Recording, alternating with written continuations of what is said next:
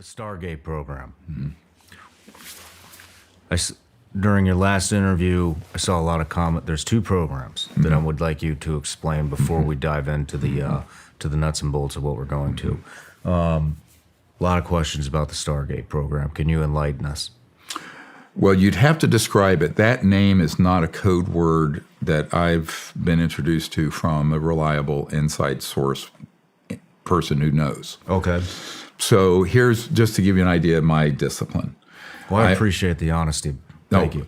So if somebody has told me about an operation, whether it's a code word, code numbered, or just a general project that I know has the credentials and we know he was involved directly, firsthand, not second, third, fourth hand gossip over the internet, then I will speak to that. But now if you describe to me what people think Stargate is, I can comment on whether it's got any legitimacy. Well, from what I've read, people are saying that the Stargate program is doing some kind of experimentation with kids. Mm-hmm. Oh, well, I mean, it has a different name, but absolutely that's true. And as you know, Mr. Herrera, the Marine who was at our conference, who I think you'll be speaking with soon, he came across such an operation. He initially thought they were transporting in this man-made UFO drugs. They certainly had weapons, illegal weapons that they were distributing. But those crates that our forensic aerospace artist drew, or we had a knock who was there, who had been involved in an operation after that. And those were transporting children and women and certain men who had certain capabilities that would be used in experimental projects here and in other countries. It's a monstrous program. There's a man who lives right near here who was a CIA operative and was very young, was one of these victims of this. And he wants to come forward, but he's quite frightened. He's already signed affidavits about it. But there's a CIA black site 160, not far from Nashville, that was involved in some of these operations, mostly drugs and drug running, but also trafficking. So it's a human trafficking operation. It's part of Stargate. Yeah, but you have to understand what it's for. It's not for, shits and giggles, excuse me. It's rather, I have to say, some of these projects, they're very disturbing. And I don't know how much people want to hear this, but they want to hear it. It will keep you awake at night. I mean, if you have children like I do. But they're used in very specific operations, and they're selected for certain capabilities, particularly psi capabilities. Okay.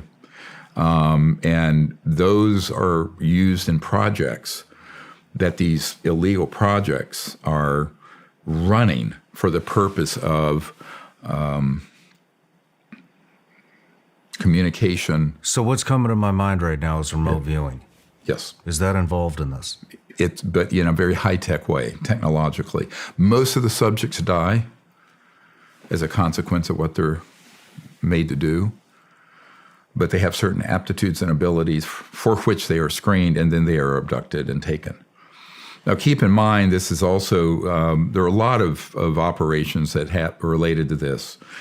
Recently there was a whistleblower came out talking about the aliens murdering humans, and he was referring to a case that I know for a fact were our operations, these illegal secret government operations that were down in South America, and they've done it in Africa also, where they have killed innocent people in villages to make it look like an alien attack.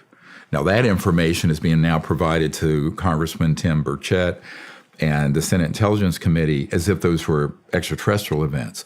They have no idea. It's our guys doing it. I'm trying to get Tim on the show. No, he's great. I've met with him. He's in this heart and soul. Here's the risk, though, and if anyone in Congress is watching, I want to word this very carefully. A little knowledge is an extremely dangerous thing here, because this is a hall of smoke and mirrors and deception. And you have to then wind this back. what would a clandestine operation have if unsupervised since the late 1950s, where they've had some of the most brilliant scientific minds I've ever met working these projects. They've had almost an infinite amount of money, trillions of dollars that have gone into the R&D, studying both human breakthroughs and also extraterrestrial vehicles, propulsion systems, communication systems, material science, what things are made of, how they're made. Well, you figure after 80 years of that and trillions of dollars, you're going to have some payoffs. And these payoffs are in the form of advanced advanced technologies, and ARVs, alien reproduction vehicles that are the man-made ones, but also this whole area of nanobiotechnology, consciousness and mind interface technologies, all manner of weapon systems that are what are called scalar or longitudinal, go faster than the speed of light. It's like an EMP, but on steroids. It has, instead of a wave like this for electromagnetic, it's a straight line that goes out longitudinally called scalar.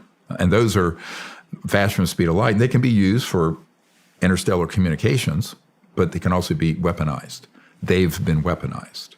So there are all manner, there's a whole constellation again of sciences and technologies, and the CIA science and technology guys, I've met with some of them, that are so far beyond what, let's call it the white world, the legal government, including Lockheed, Northrop Grumman. My uncle never worked on this stuff. He worked on the lunar module, landed on the moon the first time. That was my mom's oldest brother. And his whole career was with Northrop Grumman. He was never read into this other end of it. Mm-hmm. So one of the things people have to keep in mind, most of the people in the military, CIA, special operations, corporate, what have you, who work in that world are not part of some vast conspiracy. It's incredibly tightly held. But in my view, that's their Achilles heel. By definition, it has to be kept pretty small, pretty tight, which makes them vulnerable if, we'll get to this later, if the U.S. government actually has the will to go the distance to get this under control. And they need to get it under control fairly quickly because it's getting out of hand.